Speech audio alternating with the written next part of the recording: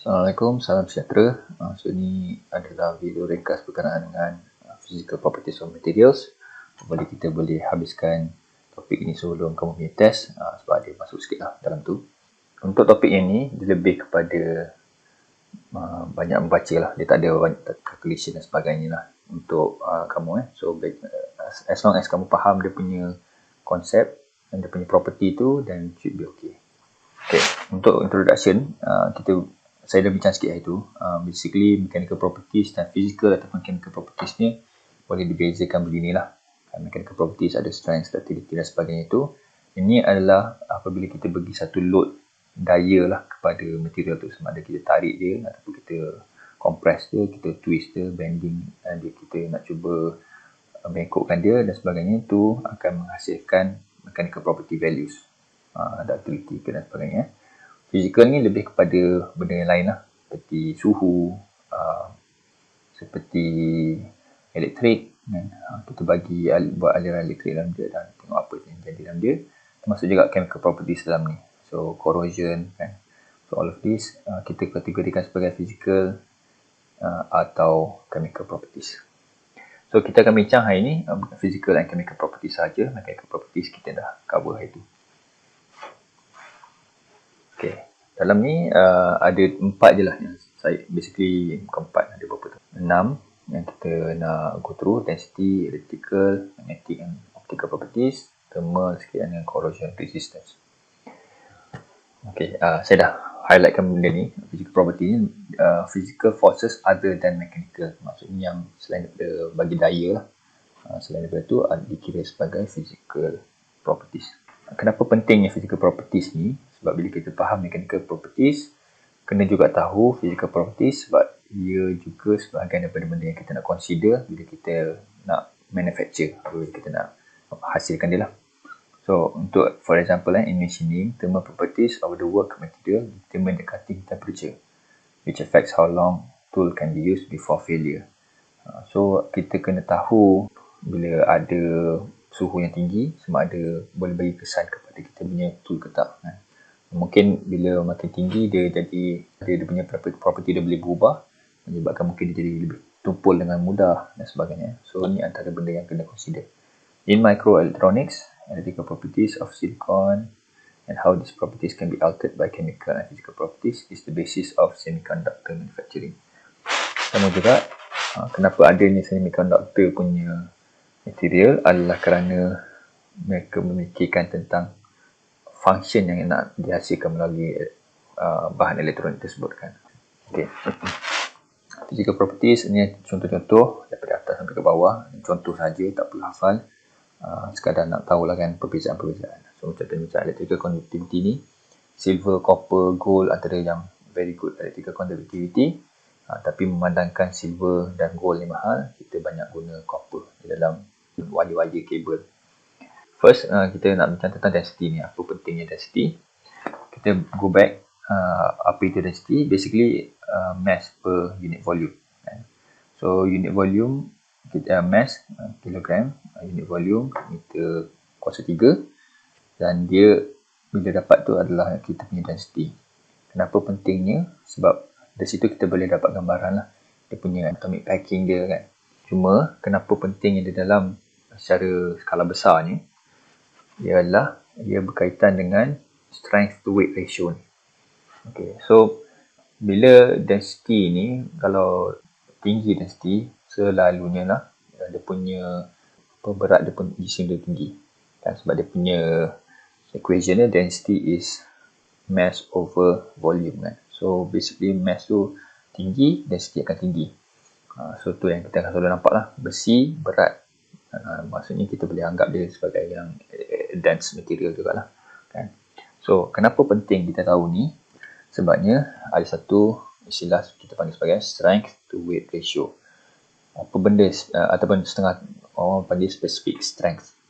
So kita bahagikan tensile strength dengan density. Tensile strength divided by its density. Bermakna specific strength ni, kalau anda kata tensile strength kalau dalam kita punya stress strain curve tu, ia adalah UTS, ultimate tensile strength maksudnya. So kalau Into tinggi bermakna kita punya specific strength tinggi. Tetapi density ni pula, kalau anda kata dia lagi rendah, dia lagi bagus. Sebab dia bahagi, dia inverse. Dia punya correlation dia kan, inverse, berkadar songsang.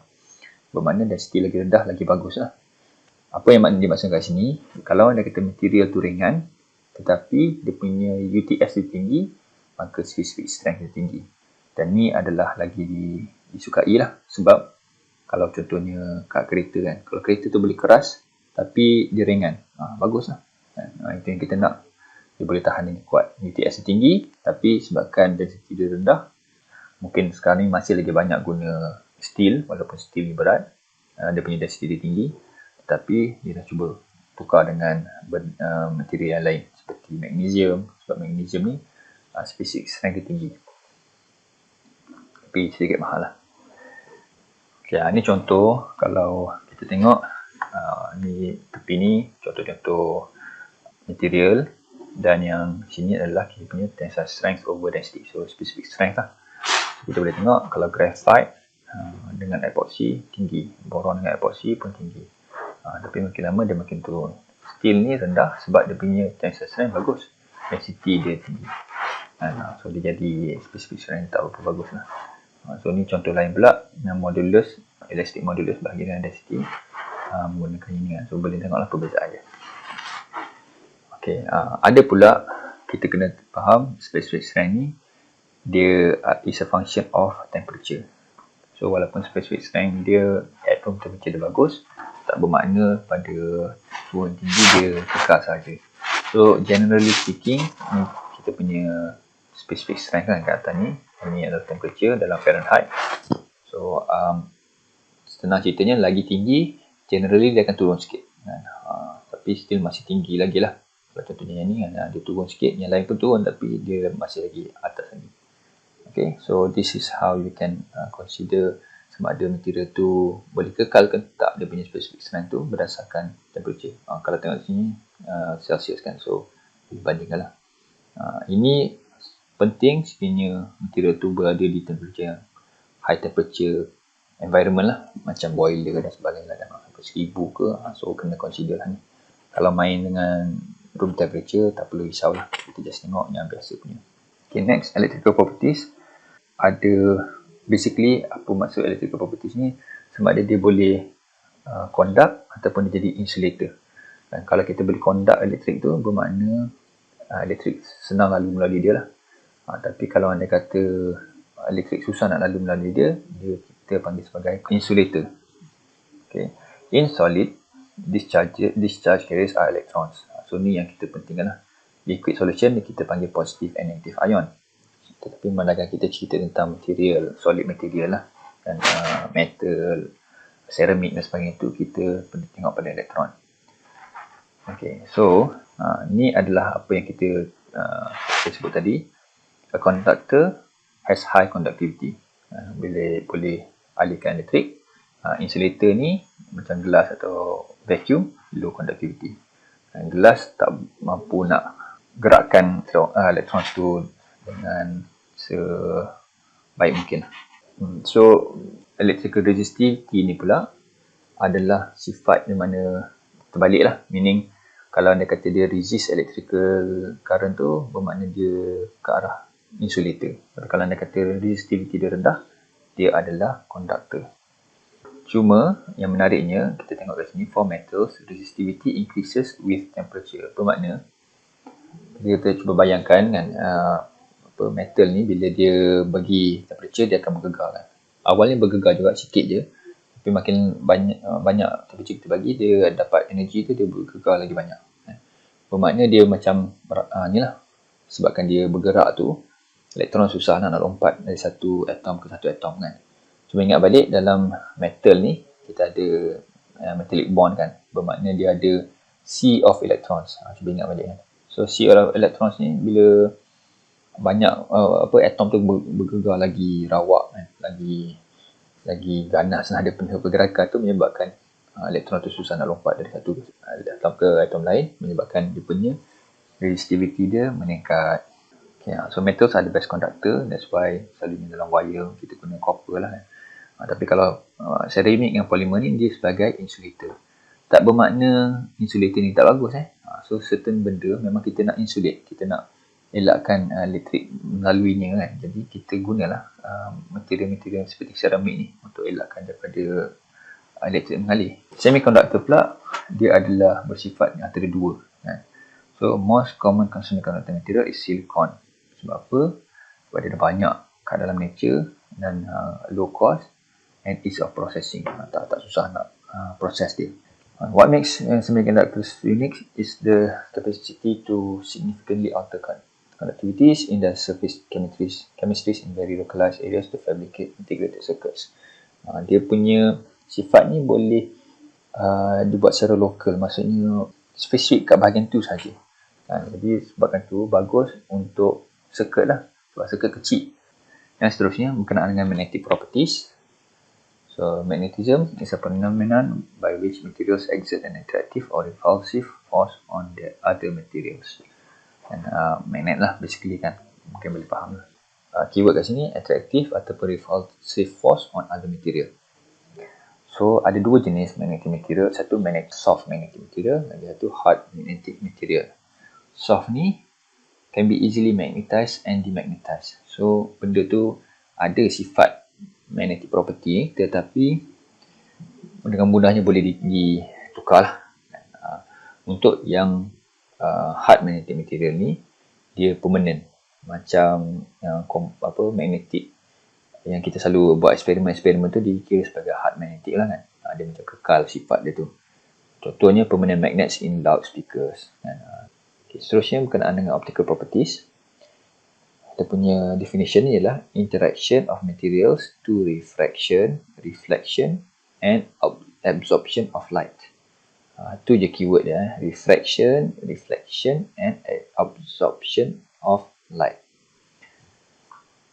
Okay, kita go one by one. Refraction dulu. So basically refraction ni saya rasa kamu pun dah sedia maklum lah. Contoh yang mudah, kita tengok straw ni kan, bila nampak straw ni macam terputus kan, sebabkan ada refraction dalam liquid ni menyebabkan kita cahaya yang kita nampak tu reflect the light kan. So nampak dia terputus macam tu lah. Okay, it's a change in the direction of a wave due to change in its velocity. Dan bila ada different density, different medium tu menyebabkan adanya change in velocity, menyebabkan dia punya cahaya tu yang sampai pada kita ni tak sama lah, tak seragam kan. It's most commonly seen when a wave passes from one medium to another. Okay. Reflection pula, saya rasa ni pun kamu sedia maklum lah. So basically macam kat bawah ni, spheres reflecting the floor and each other. It's the change in direction of a wave front of an interface between two dissimilar media so that the wave front returns into the medium from which it originated. Saya bukan nak suruh kamu hafal benda ni. So basically asalkan kamu faham dia punya sifat tu dah cukup lah. Saya bukan nak suruh kamu hafal. So contoh material yang have a good reflection ialah mirror. Dan mirror ni dia reflect 1% apa yang dia cahaya yang dia dapat tu, menyebabkan kita boleh nampak muka sendiri. Ataupun surface yang mempunyai kadar reflection yang agak bagus, kita boleh nampak macam ni kan. Kadang-kadang metal ke ataupun ceramic ke, kadang-kadang pun boleh ada sifat reflection kan. Boleh nampak reflection sesuatu objek yang berada dekat dengan dia. Absorption pula, interaction of light photons. Photons ni adalah macam atom-atom cahaya with the electronic and bonding structure of the atoms, ions or molecules that make up the material. So ni apa yang terjadi apabila photon berinteraksi dengan kita punya material tu. Bila ada interaction, the absorption of an object quantifies how much light is absorbed by it. Tu yang penting lah kan. So example-nya, an object that absorbs blue, green and yellow light will appear red when viewed under white light. Material tu hanya absorb wavelength yang mempunyai blue, green dengan yellow light. Dan yang akhirnya yang terkeluar hanya merah saja. Kenapa penting benda ni? Contoh application dia, more precise measurements at many wavelengths allow the identification of a substance via absorption spectroscopy. So ini lebih detail lah berkenaan dengan optical ni. Ini tak perlu kita tahu lebih lanjut. Sekadar dapat tahu pun dah cukup lah. So adalah iaitu transmission ni. Apa maksud transmission? Diffraction of incident light at the specified wavelength that passes through a sample. So macam mana nak tahu transmission duduk kat mana? Ialah the sum of the fractions of the incoming incident light reflected, absorbed and transmitted adalah satu je. Bila apa-apa cahaya masuk pada kita punya material, setengahnya mungkin reflected, kan, dipantulkan semula. Setengah tu mungkin absorb oleh material tu, kan. Dari segi wavelength tadi mungkin dia absorb warna kuning ke dan sebagainya tu, kan. Dan ada juga yang transmitted, maksudnya tembus sampai ke bawah belakang. Yang transmitted ni yang lebihan daripada reflected dan absorb ni. So tambah semua dia jadi satu lah. Dia kira input dia satu, keluarnya adalah satu juga, tapi bagi pada tiga, kan. Sama ada dia transmitted, reflected ataupun absorb. Setengah tu mungkin 100% absorb. Contoh macam Venta Black. Venta Black ni adalah orang kata macam the most black of black, kan. Jadi sebab apa dia kata most black of black? Sebab dia absorb semua cahaya yang kena pada dia. Itu adalah Venta Black, kan. So tak adalah reflected, tak adalah transmitted. The amount of energy absorbed by metals depends on the electronic structure of each metal. So boleh tengoklah sini. Example dia, for copper and gold, greater absorption of the shorter wavelength of blue and green, but greater reflection of the yellow, orange and grey and red wavelength. So ada beza-beza lah dari segi berapa banyak yang dia absorb, wavelength mana yang dia absorb, dan juga berapa banyak yang dia reflect. Okay. Sedikit sentuh berkaitan dengan optical fiber. So basically sekarang ni kita banyak guna optical fiber sebab dia menggunakan cahaya, kan. Kita sebarkan maklumat satu dunia menggunakan cahaya. Sebab apa guna cahaya? Sebab cahaya paling laju sekali lah. Medium paling kaedah paling laju sekali kita boleh transmit communication. So kita gunakan optical fiber ni di mana dalam tu bila tembak cahaya dalam tu, cahaya tu boleh terpantul, reflected sampai ke hujung, kan, daripada awalnya sampai ke hujung. Dan dia, bila kita buat optical fiber tu, dia minimize apa-apa absorption lampu tu, cahaya tu ke kita punya fiber tu lah, menyebabkan tak adalah signal loss sangat. Dia kebanyakannya tersampai. Sebagai example ni boleh tengok lah,